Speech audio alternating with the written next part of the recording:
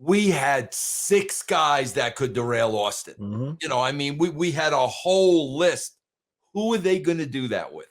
Who's going to derail Cody and where it's going to mean something and it's not going to bring him down?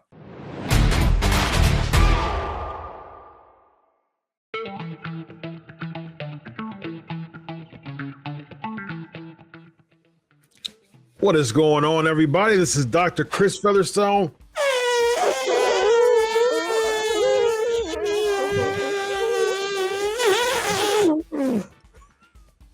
Very nice, Chris. Very nice.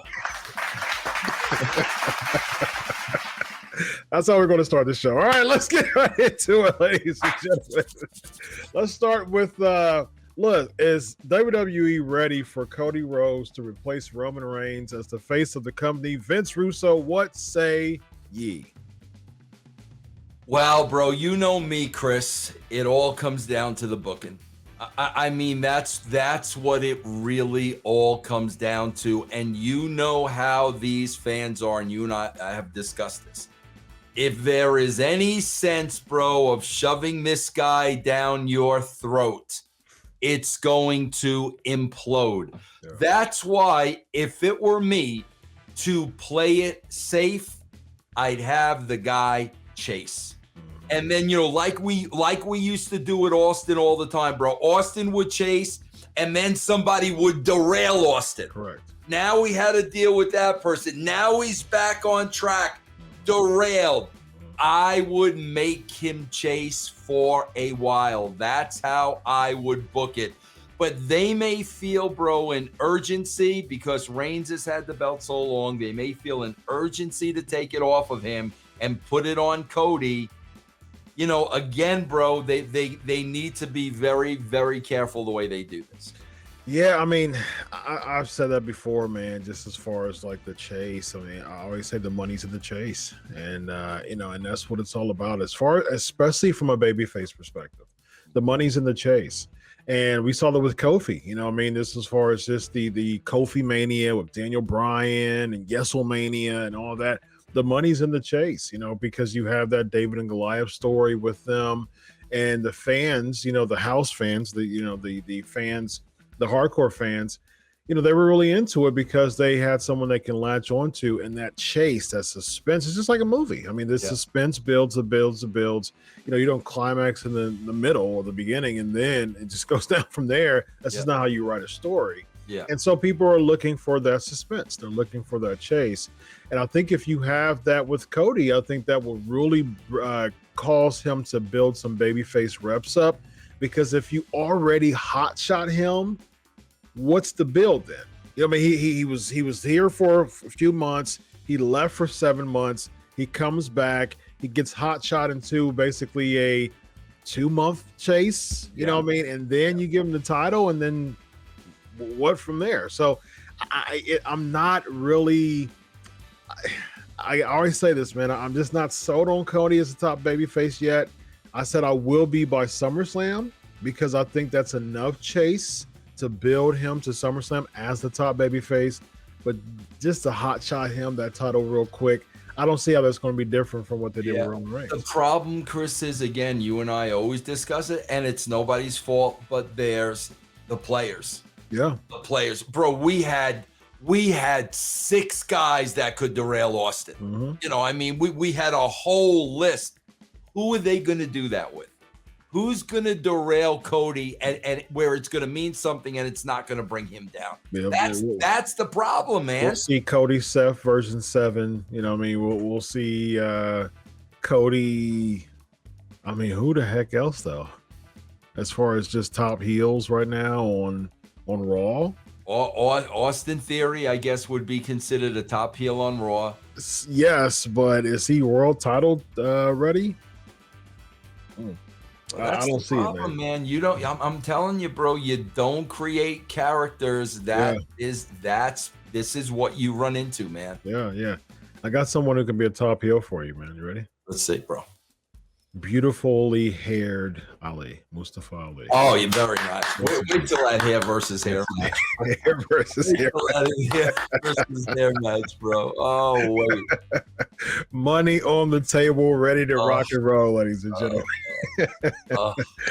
oh. So yeah, I mean, to close this up, man, I think at the end of the day, you and I agree that Cody Rhodes with a good chase could be the face of the company, but just hot shot him here, just wouldn't really work out as far as just the level of reigns. I guess my question to you, my final question to you regarding this is, do you think right now he's at the level of Roman Reigns? If he is, why? If he's not, why not? No way, bro. No way. You're talking about how many years you have behind Roman Reigns now. To like you said, a guy that's been back for 2 weeks. Yeah. It's not even close, bro. It's not even close.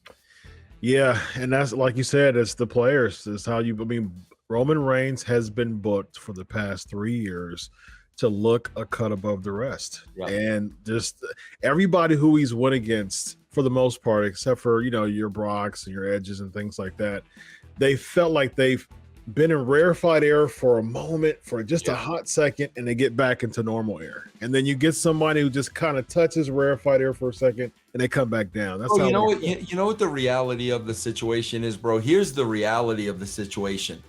Roman Reigns was a cut above the rest for a long time. Oh yeah, they just booked him horribly. That's right. I mean, it's that, bro. I remember, like the times during COVID and stuff like that, bro. He was always the movie star looks, the physique. Remember, bro, they never let him sucker and succotash and all that.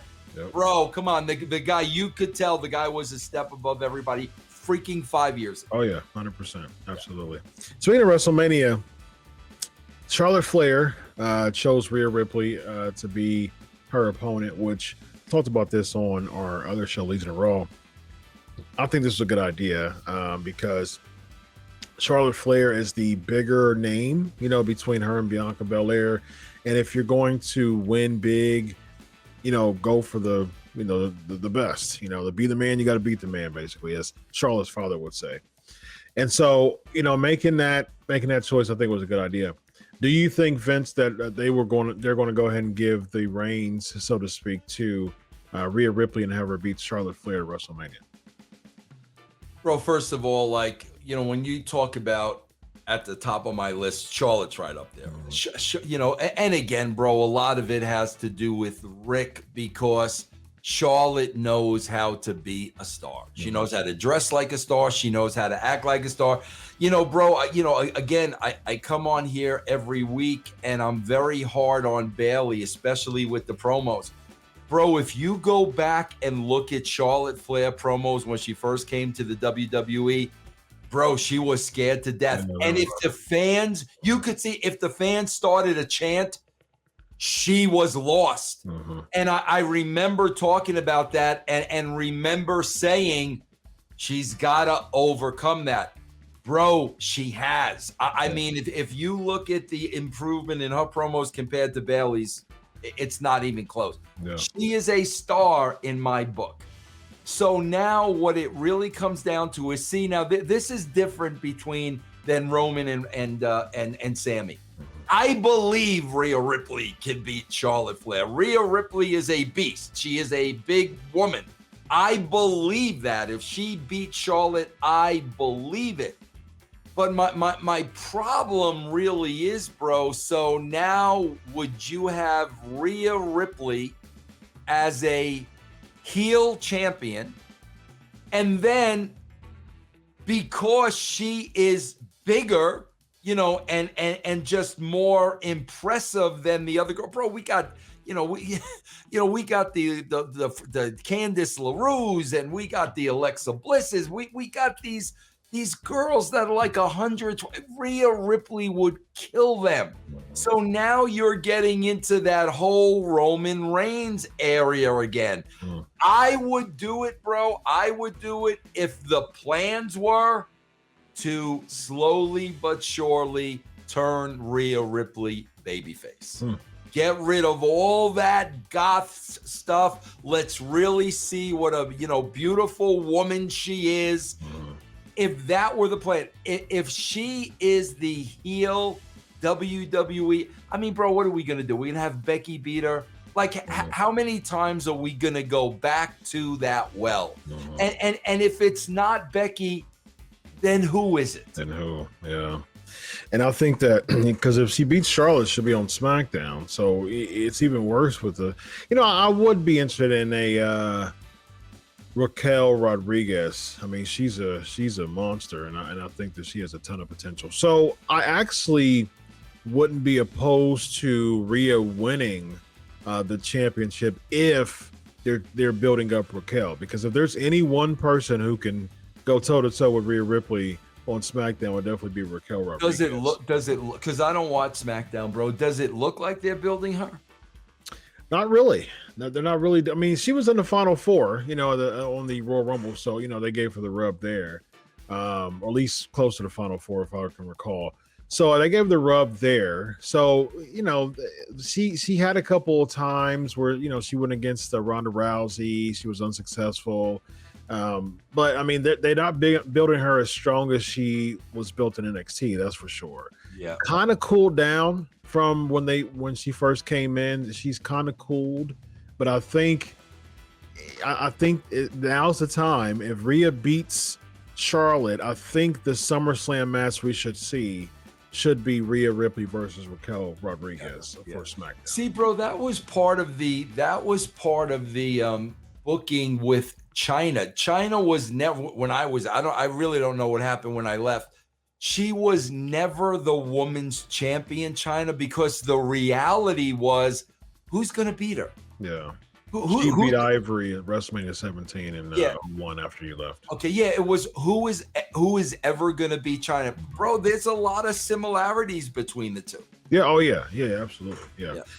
So, but I think Raquel has that China presence too. So I think that she'll definitely be a good candidate to go against Rhea Ripley if she will win, which I think she will. Well, ladies and gentlemen, someone who is a good candidate to be a world champion. Oh, as a matter of fact, he was a world champion. This guy right here, Vince Russo. I am Dr. Chris. This is Riding with Russo. Have a good night, buddy. Solo.